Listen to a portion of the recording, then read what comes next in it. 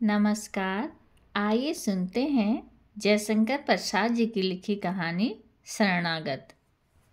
प्रभातकालीन सूर्य की किरणें अभी पूर्व के आकाश में नहीं दिखाई पड़ती थी। ताराओं का क्षीण प्रकाश अभी अंबर में विद्यमान है।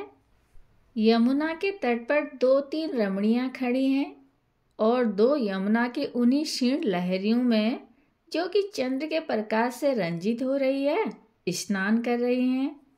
अकस्मात पवन बड़े वेग से चलने लगा। इसी समय एक सुंदरी, जो कि बहुत ही सुकुमारी थी, उन्हीं तरंगों से निमग्न हो गई। दूसरी, जो कि घबराकर निकलना चाहती थी, किसी काठ का सहारा पाकर तट की ओर खड़ी हुई अपनी सखियों में जा मिली, पर वहां सुकुमारी नहीं थी। सब रोती हुई यमुना के तट पर उसे खोजने लगी। अंधकार हट गया था, अब सूर्य भी दिखाई देने लगा। कुछ ही देर में उन्हें घबराई हुई स्त्रियों को आश्वासन देती हुई एक छोटी सी नाव दिखाई दी। उन सखियों ने देखा कि वह सुकुमारी उसी नाव पर एक अंग्रेज और एक लेडी के साथ बैठी हुई है। तट पर आने पर मालूम हुआ कि सिपाही विद्रोह की गड़बड़ से भागे हुए एक संभ्रांत यूरोपियन दंपति उस नौका के आरोही हैं।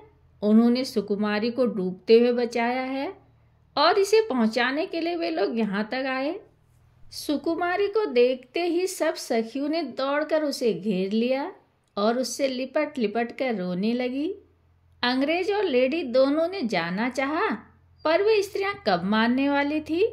लेडी साहिबा को रुकना पड़ा। थोड़ी देर में यह खबर फैल जाने से उस गांव के जमींदार ठाकुर किशोर सिंह भी उस स्थान पर आ गए थे।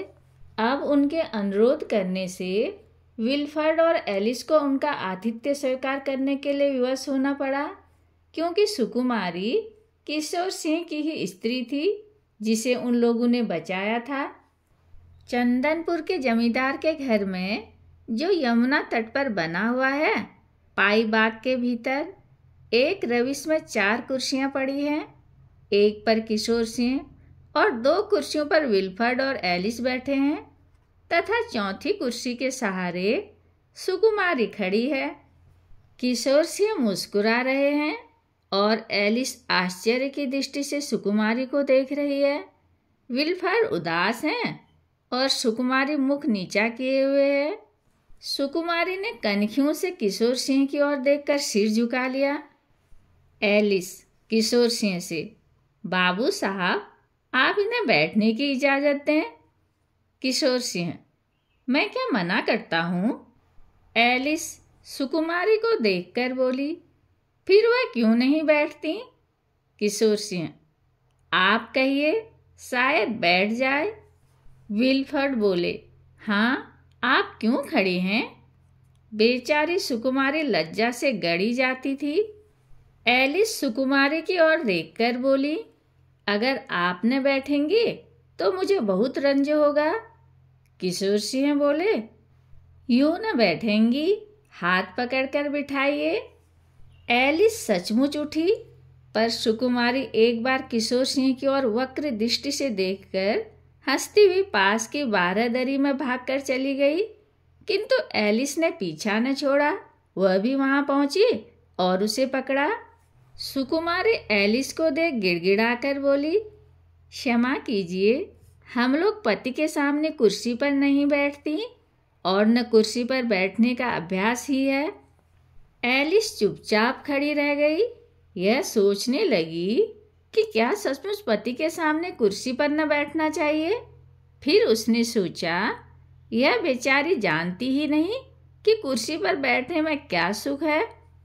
चंदनपुर के जमींदार के यहाँ आश्रय लिए हुए यूरोपियन दंपति सब प्रकार सुख से रहने पर भी सिपाहियों का अत्याचार सुनकर शंकित रहते थे। दयालु किशोर सिंह यद्यपि उन्हें बहुत आश्वासन देते, तो भी कोमल प्रकृति की सुंदरी एलिस सदा भयभीत रहती थी।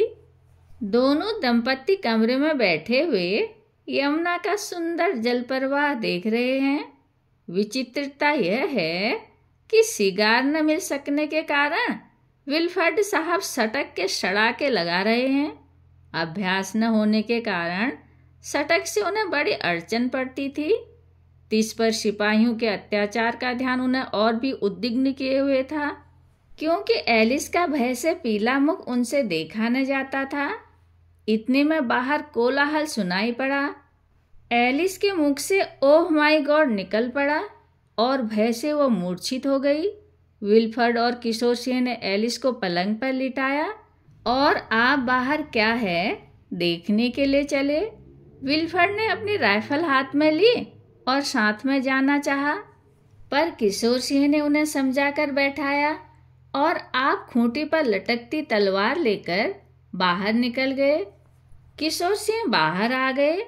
देखा तो 5 कोस पर जो उनका सुंदरपुर ग्राम है उसे सिपाहियों ने लूट लिया और प्रजा दुखी होकर अपने जमींदार से अपनी दुख कथा सुनाने आई है। किशोर सिंह ने सबको आश्वासन दिया और उनके खाने पीने का प्रबंध करने के लिए कर्मचारियों को आज्ञा देकर आप विल्फर्ड और एलिस को देखने के लिए भीतर चले आए। किशोर सिंह स्वाभाविक दयालु थे और उनकी प्रजा उन्हें पिता के समान मानती थी और उनका उस प्रांत में भी बड़ा सम्मान था। वह बहुत बड़े इलाकेदार होने के कारण छोटे से राजा समझे जाते थे। उनका प्रेम सब पर बराबर था, किंतु विल्फर्ड और सरला एलिस को भी वह बहुत चाहने लगे, क्योंकि प्रियतमा सुकुमारी की उन लोगों ने प्राण रक्षा की थी। किशोर सिंह भीतर आए। एलिस को देखकर कहा, डरने की कोई बात नहीं है, यह मेरी प्रजा थी। समीप के सुंदरपुर गांव में सब रहते हैं। उन्हें सिपाहियों ने लूट लिया है, उनका बंदोबस्त कर दिया गया है, अब उन्हें कोई तकलीफ नहीं। एलिस ने लंबी सांस लेकर आंख खोल दी और कहा, क्या वे सब गए? सुकुमारी बोली, घबराओ मत, हम लोगों के रहते तुम्हारा कोई अनिष्ट नहीं हो सकता। विल्फर्ड बोले, क्या सिपाही रियासतों को लूट रहे हैं? किशोर सिंह ने बोला, हाँ, पर अब कोई डर नहीं है, वे लूटते हुए इधर से निकल गए। विल्फर्ड, अब हमको कुछ डर नहीं है।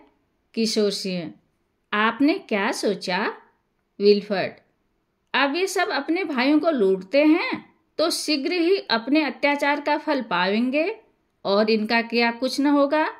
किशोर सिंह ने गंभीर होकर कहा, ठीक है। एलिस ने कहा, मैं आज आप लोगों के संग भोजन करूंगी। किशोर सिंह और सुकुमारी एक दूसरे का मुंह देखने लगे। फिर किशोर सिंह ने कहा, बहुत अच्छा। साफ दालान में 2 कंबल अलग अलग दूरी पर बिछा दिए गए हैं। एक पर किशोर सिंह बैठे थे और दूसरे पर विल्फर्ड और एलिस। पर एलिस की दृष्टि बार बार सुकुमारी को खोज रही थी और वह बार बार यही सोच रही थी कि किशोर सिंह के साथ सुकुमारी अभी नहीं बैठी। थोड़ी देर में भोजन आया, पर खानसामा नहीं।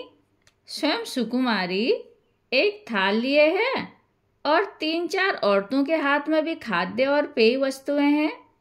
किशोर सिंह के इशारा करने पर सुकुमारी ने वह थाल एलिस के सामने रखा और इसी तरह विल्फर्ड और किशोर सिंह को परस दिया गया, पर किसी ने भोजन करना नहीं आरंभ किया।